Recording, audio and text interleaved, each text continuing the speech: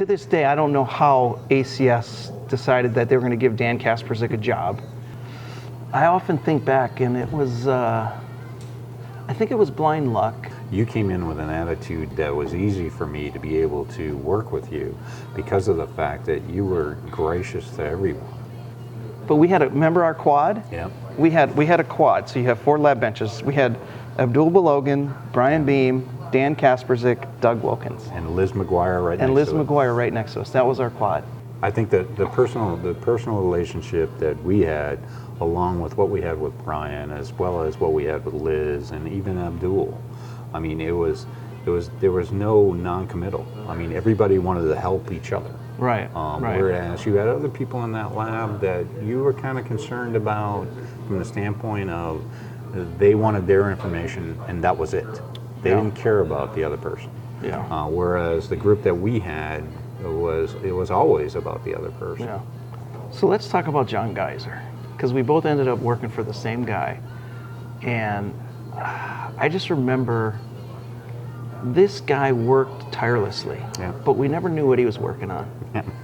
He worked tirelessly. God, I mean, the guy, if you thought you could outwork him and you decide one day to show up at 4, guess what? He was there at 3:30. Yeah. And if one day you want to stay and show John that you can work to 10, he's going to stay to 11. Yeah. And it was like every single day. And yet, he had a really good team of engineers and people that were really capable at developing products. And what a great guy to learn from. But I think, to me, this day, I think some of that, seeing that as a 20-year-old, how hard this guy worked, it kind of sticks with you. Yeah. And I think you learn that, whether you learn it from your family or parents or whatever, you see someone that's working that hard and pushing things forward, you want to be on his team and you want to continue to help him push things forward. The funny thing about Kaiser was, he interviewed, basically I interviewed with him after days of advanced hospital or American hospital system. In American hospital system, I was a young kid. John had certain ways he did things, and that was it. My first 2 weeks at the facility, I was there until 3 in the morning. And I got there at 6 in the morning, and Kaiser always beat me. I think many times he slept. I think he slept in his office. I really do, because I think too. I think Ron Songer was an 8 to 5 guy. Yeah. Like Ron had it figured out. Yeah. He'd be an 8 to 5 guy, but John was 3 to 3 if he had to be. And it just it was interesting to see that when you learn that as a young kid and yeah. And the funny thing to me was. And I saw it in not only you, but also in Brian and in Liz, that, you can work all the hours of your day. And if you get nothing done, it doesn't help.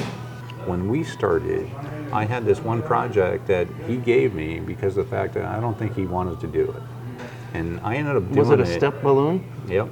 and it was basically making that balloon for this one doctor who, honestly, for some reason I did. And then I just hit it off with Liz, I hit it off with Brian, and then I started basically doing things. So all of a sudden my project, which was number probably 38 in ACS, became number 4. And all of a sudden I had to go to meetings that he used to do. And it was tough.